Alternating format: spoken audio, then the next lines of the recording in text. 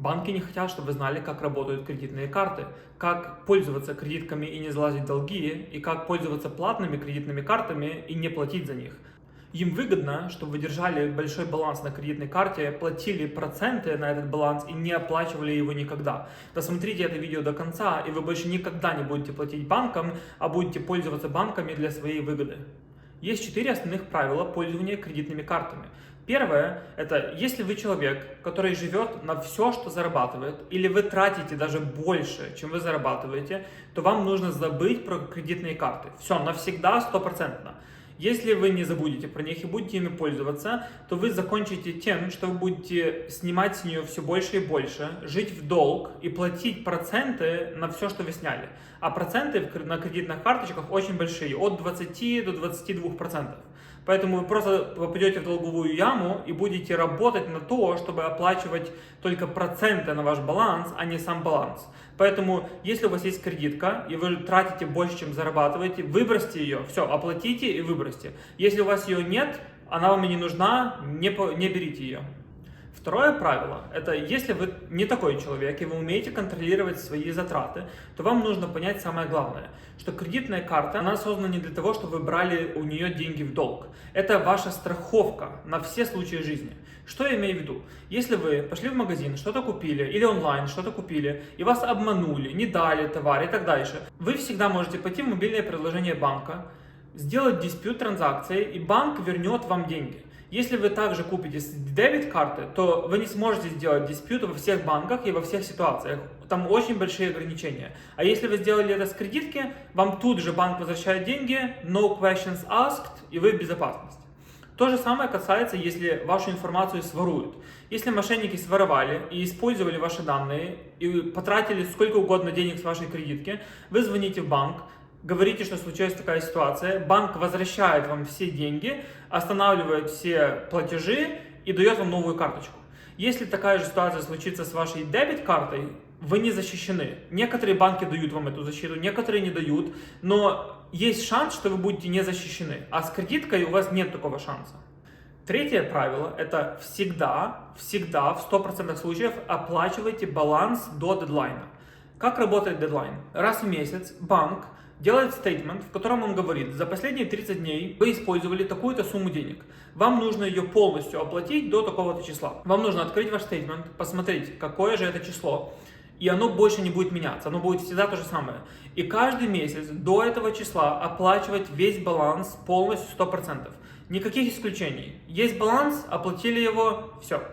Четвертое и самое важное правило, это вы должны понять, что кредитная карточка – это не деньги на черный день. Это не деньги, которые можно использовать, когда что-то случится. Нет. Деньги на черный день, то есть ваш emergency fund, у вас должен быть отложен отдельно, всегда, на 3 до 6 месяцев worth of your expenses. То есть на ваши расходы на 3 до 6 месяцев у вас должно быть отложено. И эти деньги должны всегда где-то быть, и вы не должны их трогать, пока не будет вот этой emergency. Не надо рассчитывать на кредитку. Это самое худшее, что вы можете сделать. Смотрите, если у вас что-то случилось, вы потеряли работу или что-то, большая какая-то проблема, у вас нет денег.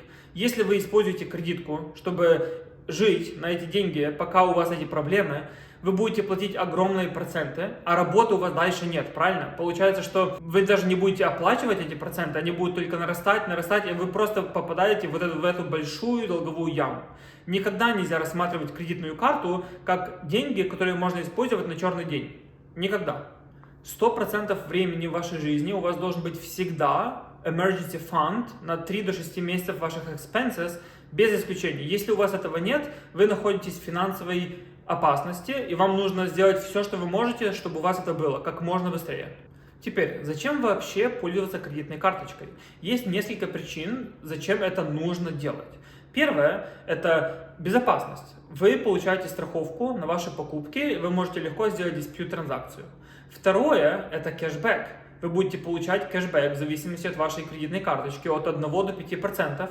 По сути, это 5% скидка на все товары, которые вы покупаете, что немало. Третье – это чтобы построить кредитную историю.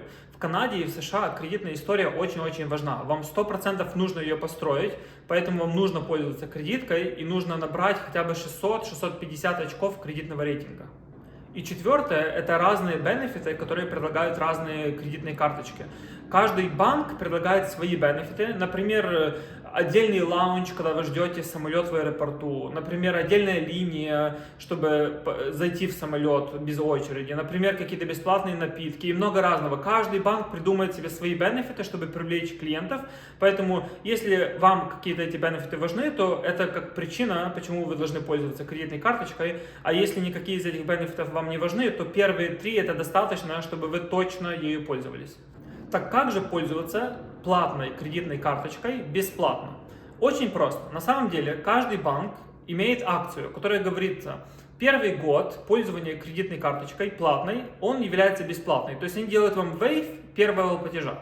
Что вам нужно делать? Это каждый год менять кредитную карточку, менять в другом банке и брать вот эту акцию, которая вам говорит, что первый год бесплатно. Теперь, какие тут нюансы? По сути, почти никаких нюансов нет. Что вам нужно знать, это, что вы платите за кредитную карточку в первый день года наперед на весь год.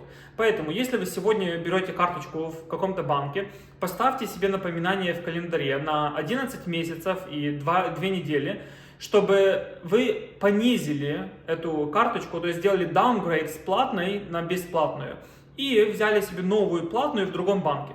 И таким образом вы можете делать каждый год, каждый год, каждый год. Какие плюсы? Первое, вы пользуетесь бесплатно кредитной карточкой, которая очень хорошая, имеет хороший кэшбэк и хорошие бенефиты. Второе, это помимо того, что первый год бесплатный, они добавляют еще какие-то бонусы. Например, первые 3 месяца кэшбэк не 5%, а 10%. Например, кредитный лимит мы вам повышаем в 2 раза и так дальше. То есть много бенефитов. Второе, это за счет того, что вы будете это делать, вы построите себе огромную, хорошую кредитную историю, и у вас будет высокий кредитный скор. И третье, это у вас будут огромные лимиты. Каждый год вы будете новую кредитку, это плюс пару тысяч до вашего кредитного лимита в целом, и через 5-10 лет у вас будет там просто 100-150 тысяч кредитного лимита, и эти деньги, которые вы сможете использовать в случае чего, или просто иметь кредитный лимит всегда хорошо.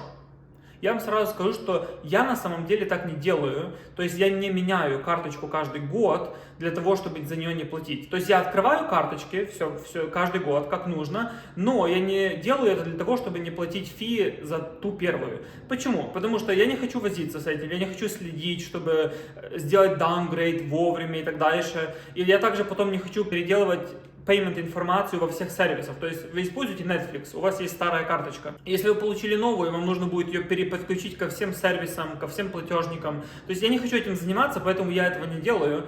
Потому что на самом деле моя карточка стоит, допустим, в Канаде $120. И кэшбэк в предыдущем году, по-моему, я получил около $900. То есть она в любом случае себя окупила, и ради этих $120 вот это все менять и вот это все делать, я просто не хотел этого делать. Но если вы хотите бесплатно, то вы точно можете так делать, это работает, потому что первые года, когда я жил в Канаде, я так делал. Скоро я также запишу видео о том, какую же кредитку от какого банка лучше всего выбрать, под какую ситуацию, какую для бизнеса, какую для личных расходов, и в приоритетах от того, какие расходы у вас самые большие. То есть, если у вас много recurring payments или если у вас много groceries, я вам это все запишу. Я запишу отдельное видео для США и отдельное видео для Канады, потому что я делал огромный ресерч и там, потому что у меня есть кредитки и там, поэтому я запишу отдельных 2 видео. Если вам это интересно, подписывайтесь и не пропустите это видео. А если вам интересно узнать, что лучше для жизни, США или Канада в 2025 году, то посмотрите вот это видео. Спасибо за просмотр.